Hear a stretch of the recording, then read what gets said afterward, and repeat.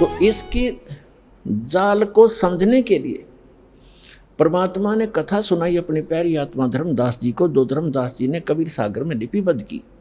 कि परमात्मा ने कहा कि ये गलतियां करके आत्मा यहाँ आ गई इस काल के साथ, इसके 21 ब्रह्मांड वाले विमान में बैठ के, और इसने यहाँ इनको इतना दुखी कर दिया। फिर ये चिल्लाने लगी, हे भगवान हमें सुख दे, हे भगवान हमें सुख दे।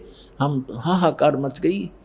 तब परमात्मा कहते मैं आया, अपने पुत्र जोगजीत का रूप बना करके मैं वहाँ आके खड़ा होगा जहाँ तपस्या के ऊपर 1 लाख मानव शरीरधारी प्राणियों को ये नित्य खाता है, आहार करता है। और मेरे वहाँ आने से उस तपस्या की जलन बंद हो गई।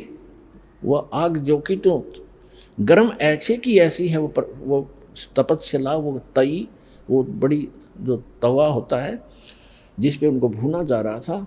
लेकिन उनको उन परमात्मा की कृपा से उस पर उपस्थित जितने भी 1 लाख जीव थे मनुष्यधारी जो वहाँ गई थी, उनकी आत्मा, उनको कष्ट बंद हो गया, उसका ताप बंद हो गया, तपत। तब उन्होंने ऊपर में उठाकर देखा कि भगवान हम कौन से दुख, कौन से पाप का यहाँ कष्ट भोग रहे हैं। तब परमात्मा ने कहा कि ये इस लोक, तुम्हारे इस लोक के पाप का दंड नहीं तुम्हें, ये दंड है तुमने सतलोक में ये पाप कराया था। परमात्मा को छोड़कर तुम, परमात्मा अपने को छुपा कर कह रहे हैं कि तुम भगवान को छोड़कर वहाँ सर्व सुख संपन्न था, प्राप्त थी, आपकी कभी मृत्यु नहीं होती थी, कोई कष्ट नहीं था, उसको छोड़कर तुम इस काल के लोक में आ गए। यहाँ पर आज जिस कार को, जिसको ठीक हो, जिस बंगले को, जिस बेटा और बेटी को आप अपना मानते थे, क्या तुम्हारे साथ आया कोई? अपनी आत्मा वहाँ तो सारी समझ में आ जाती है कि हाँ कुछ नहीं आया जी। फिर और तुम मरते थे, ये मेरा बेटा है, ये मेरी बेटी है, ये मेरा कार है, ये कोठी है, और भक्ति करते थे तो गलत कर रहे थे। हम प्रत्येक युग में जाते रहते हैं पर तुम सुनते नहीं।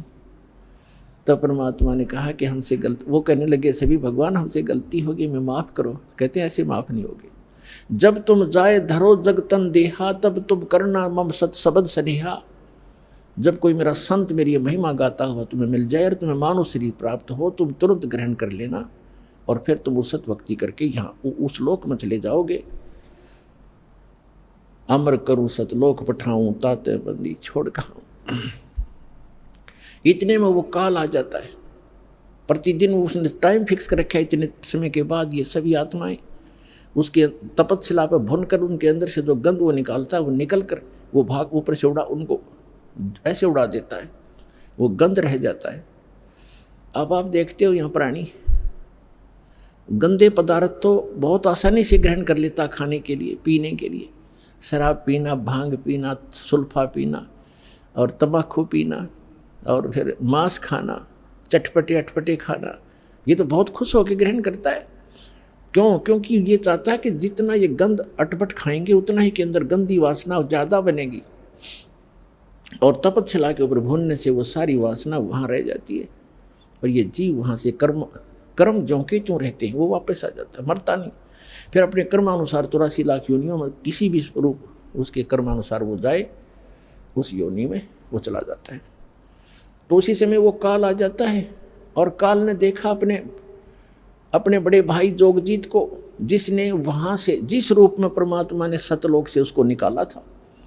जिन्होंने सृष्टि रचना पढ़ रखी है बच्चों, उनको खूब याद है। अब दास ज़्यादा हिंट देगा आज के सत्संग में। सृष्टि रचना कभी आपको बताएंगे, और आपको CD वगैरह बनाकर भी दे रखी है, वो भी देख सकते हो। और उसने कहा, उसने सोचा, काल ने, इस ज्योत स्वरूपी निरंजन सरपुरुष ने के मन में आई कि जोगजीत कैसे आ गया, ये कोई परमपिता का कोई संदेश लेकर आया है, पहले इसे वो संदेश जानता हूँ, क्या आज्ञा लेकर आया है ये भगवान की, और फिर आज इसको कूटूंगा, पिटाई करूँगा इसको मारूंगा, खूब कूटूंगा, क्योंकि इसने मुझे वहाँ से मार कर निकाला था, मुझे ज़बरदस्ती निकाला था सतलोक से। तो मुझे परमात्मा बताते हैं कि धर्मदास, मुझे देखकर काल भयंकर हो गया, और पहले मुझसे कहा कि पहले जोगजीत कोई आज्ञा है भगवान की, परमात्मा की, पिता की, वह मुझे बता, और फिर जोगजीत तुझे छोड़ू नहीं गा, तूने मुझे वह मार कर निकाला था। तब परमेश्वर जो जोगजीत रूप में वहाँ उपस्थित थे, विराजमान थे, खड़े थे, विद्वान थे, परमेश्वर ने कहा, धर्मदास मैंने उनसे कहा परमात्मा बता रहे हैं, धर्मदास जी लिख रहे हैं कि मैंने उससे कहा कि सुन ले आदेश परमपिता का कि ये भोली आत्मा तेरे साथ आ गई थी, इन्होंने तो गलती की सो की, पर तूने इनका कैसा सांग निकाल रखा है, कैसे कैर ढा रहा है इनके ऊपर तू। कोई गधा बना दिया, कोई गधी बनाई, कोई कुत्ता, कोई कुतिया, किसी का बेटा मर गया, किसी की बेटी मार रहा है, हाहाकार मचा रखी। तो इसने कहा कि पिताजी ने मुझे श्राप दिया था, और जिस श्राप अनुसार मुझे भूख लगती है तो मैं तो इनको खाऊंगा, बनाऊंगा, पैदा भी करूंगा। परमात्मा ने कहा कि चल इन्हें गलती कर दी, तो खा भी रहा है, सारे काम कर रहा है, फिर इनके किसी का हाथ काटे, किसी की टांग कटे, कोई अंधा, कोई कैंसर से पीड़ित, ये जुल्म क्यों कर रहा था इनके ऊपर। तब इसने कहा कि मैं तो सत्य का राज करता हूँ, मैंने परमात्मा को वचन दे रखे हैं, और जैसे कर्म जो करेगा वैसे भोगेगा, मुझे इसमें कोई लेना देना नहीं है। पुण्यात्माओं, यहाँ की इस सारी व्यवस्था ऐसी है इस काल के लोक में। एक तरफ तो सरकार शराब के ठेके, फीम के ठेके, भांग के ठेके खोलती है, और फिर शराब पीकर कोई इधर उधर जाता है उसको अंदर कर देता है, तो शराब पी कर गलत गतिविधि की, और शराब पी कर रामायण बचेगा, वो भांग पी कर रामायण पढ़ेगा, गलत गतिविधि करेगा वो। तो इसने ऐसा कर रखा है कि मैं तो सत्य का राज करता हूँ, जो जैसे कर्म करेगा वैसा ही फल देता हूँ। अब ये इतनी बकवादों का की आविष्कार करवा दिया, तो फिर ये भोली आत्मा तो गलतियां करेंगे ही करेंगे, तो कहते भोग लेंगे। इसने थोड़ा लेना देना, हम इसके बच्चे नहीं हैं, हम इसके बच्चे होते तो ऐसा दुख देता ही है। आज केदारनाथ के ऊपर 20,000 आदमियों को मार देता अपने बच्चों को। ये हम इसके बालक नहीं हैं, हम इसकी प्रजा नहीं है, हम उस परमात्मा की प्रजा हैं, सतपुरुष के बच्चे हैं, और हम अपनी गलती से इसकी कैद में फंस गए हैं। यहाँ से निकालने का एक तरीका है, हम स्वेच्छा से आए हैं, स्वेच्छा से ही वापस जाएंगे। जब हमारी यहाँ के लोक से, दुखों से इतना मन हट जाएगा, और वहाँ के सुख से हम इतने प्रभावित और प्रेरित हो जाएंगे, और फिर सब भक्ति करेंगे, तब हम वहाँ जा पाएंगे। इसलिए आपको सारा ज्ञान प्रमाण दिखाए जा रहे हैं, ताकि आपका यहाँ से मन हटे और भक्ति पर डटे, और फिर वहाँ चलेंगे हम। तब इसने कहा, परमात्मा ने कहा जोगजीत रूप में कि मैं नीचे जाऊँगा, परमात्मा ने भेजा हूँ, और वहाँ जाकर तेरे सारे जाल को समझाऊँगा, और सबको परमात्मा की महिमा बताऊँगा। आपने सारे परमात्मा की जो सतपुरुष है, जो वास्तव में भगवान है, यथार्थ स्थान है, उसका तो नामो निशान मिटा दिया, तू स्वयं भगवान बन बैठे यहाँ का। और सबको बताऊंगा, और एक ऐसा गुप्त मंत्र दिया है मेरे को, वो मंत्र उनको दूंगा, सतनाम और सार नाम। और फिर उसने कहा, उसे आग तो अंदर से जल गया वो सारा, ये तो नाश करेगा मेरे बड़े बड़े काम का। और जब उसने ये बात सुनी तो एकदम भयंकर होगा, कहने लगा तू मेरा बाग उजाड़ने जा रहा है, तू मेरा नाश करने जा रहा है, तुझे अभी खत्म कर दूंगा, तुझे तो जाके दिखाना नीचे।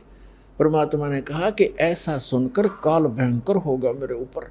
और धर्मदास ऐसे अटैक किया, उसने मेरे को बिल्कुल ख़त्म करने के लिए दौड़ के आया, और मैंने सतनाम का सुमन कर दिया, नाम का सुमन शुरू कर दिया। इस नाम के अंदर धर्मदास ऐसी प्रबल शक्ति है, इसके सामने कोई भी देव, कोई यक्ष, कोई भी यहाँ का काल तक भी नहीं ठहर सकता। मेरे पास ऐसा मंत्र है। पुण्यात्माओं, ये परमात्मा धर्मदास जी के माध्यम से, और धर्मदास जी को तथा हम सभी को सतर्क करना चाहते हैं कि कभी भी आपके ऊपर कोई भी आपदा आती है किसी भी प्रकार की, तो नाम का सिमरन अवश्य करना कुछ देर। फिर जो टेंशन है वो है, लेकिन समन एक बार कर लेना, आप देखना फिर उसका प्रतिफल कैसा होगा। तो कहते हैं मैंने समन शुरू किया, और काल ऐसे गिर गया जमीन के ऊपर, ऐसे गिर गया उस पृथ्वी पर जहाँ वो रहता है वहाँ पर, जैसे पक्षी की पंख कट जाते हैं और पड़ा पड़ा तड़फ रहा होता है। तो वो समझ गया। उसमें वैसे तो काफ़ी विस्तार लिखा है, बाकी हम थोड़ा बताएंगे जितना आवश्यक है, क्योंकि हमने समझना इस ज्ञान को। बाकी ज्ञान है, समाधान बिना काम बनेगा नहीं, समाधान ज़्यादा महत्वपूर्ण है। उसमें तो बहुत कुछ कहा है कि वो इतना भयभीत हो गया कि वहाँ से भाग के पाताल में जाके छुप गया। फिर मैं वहीं पहुँचा और उसको पकड़ के ले आके चल वहीं पर, वहीं बैठा के फिर वो उसने मेरे पैर पकड़ लिए।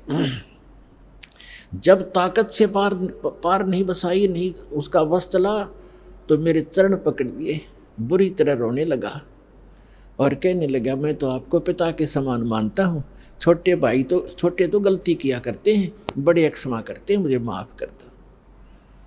रोया बुरी तरह। परमात्मा बोले कि मैंने कहा कि चल ठीक है, माफ़ कर दिया, ऐसे नहीं, आप वचनबद्ध हो जाओ।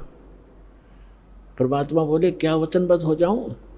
कि एक दया करना कि 3 युगों में जीव थोड़े ले जाना, सतयुग त्रेता द्वापर माही, तीनों युग जीव थोड़े जाए, चौथा युग जब कलयुग आवे, तब शरण जीव हो जावे, जीव बहु जावे, ऐसा वचन हर मोह दीजे, तब संसार गवन तो कीजिए। और भी 1-2 प्रश्न थे, प्रार्थना थी, वो कही तो परमात्मा ने कहा चलो तथास्तु, जो तूने मांगा मैंने बख्श दिया। 3 युगों में जीव कम ले जाऊंगा और चौथे युग कलयुग में मैं खूब तूफान मचाऊंगा अपने बच्चों को निकालने के लिए, तो बाधा मत करना फिर। तो उसने कहा कि एक और प्रार्थना की उसने उसी समय कि जो आपका ज्ञान स्वीकार करे, आप जाओ, और या आपका कोई संदेश वाहक आवे कि जो भी मानव परमात्मा का इच्छुक, स्त्री या पुरुष, आपका ज्ञान स्वीकार करे, वो आपका और हमारा ज्ञान, काल के दूतों का, इन मंडलेश्वरों और आचार्यों का जो ज्ञान ग्रहण करे, उसको आप बाई फोर्स ना लेना, ये दया करना, बलपूर्वक ना ले जाना। ये तो परमात्मा को पता था, ये बलपूर्वक ले जाएगा कोई टकेगा वहाँ पर। कहते परमात्मा यहाँ तो कहते हम मोहम्मद को वहाँ ले गयो, इच्छा रूपी वहाँ नहीं रहो, उल्ट मोहम्मद मैल पठाया, गुज बीरज एक कलमा लाया, रोजा बंग नमाज दे रे, बिस्मिल की नहीं बात कही रे।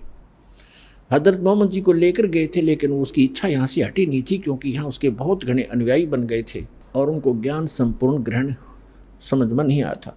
तो कहते परमात्मा को मालूम था कि बलपूर्वक कैसे ये वहाँ रुक जाएंगे, ये पहले वहीं ना रहा करते, गड्ढा करते, आप बड़े यहाँ पर इस गंदे लोक में, यहाँ से। तो उसने कहा कि ठीक है, परमात्मा ने कहा ठीक है, जो मेरा ज्ञान ग्रहण करे वो मेरा, ताकि निकट काल मत आना, कि जिसने लिया मेरा परवाना, ताकि निकट काल मत जाना, कि मेरे जिसने मेरा ग्रहण कर लिया नाम, मेरा ज्ञान, उसके निकट तुम मत जाना। तो काल ने कहा था कि जो आपकी मर्यादा में रहेगा आपका, और मर्यादा तोड़ेगा तो मेरा ही है। वो तो अंडरस्टूड, इसमें कहने की जरूरत नहीं है फिर तो परमात्मा ने कहा ठीक है तथास्तु।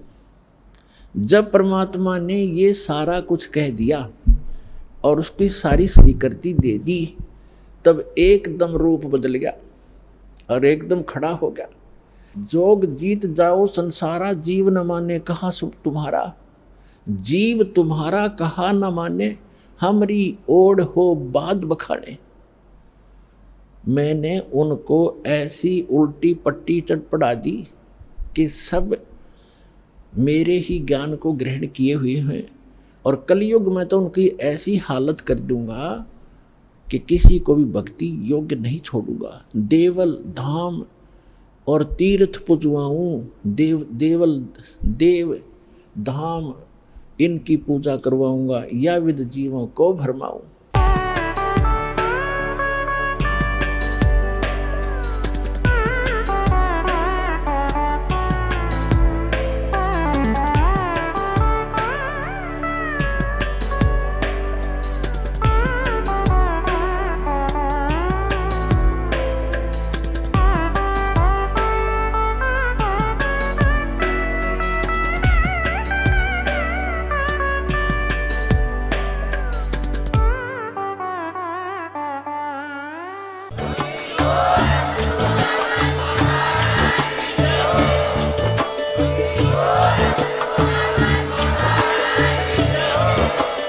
आप सुन रहे थे जगत गुरु तत्वदर्शी संत रामपाल जी महाराज जी के मंगल प्रवचन। अधिक जानकारी के लिए विजिट कीजिए हमारी वेबसाइट www.jagatgururampalji.org। संत रामपाल जी महाराज जी के शुभ आशीर्वाद से पूरे विश्व भर में 500 से भी ज्यादा नाम दीक्षा केंद्र हैं, जिन पर संत रामपाल जी महाराज जी द्वारा ऑनलाइन निशुल्क नाम दीक्षा दी जा रही है। अपने नजदीकी नाम दीक्षा केंद्र का पता करने के लिए संपर्क करें 8222880541।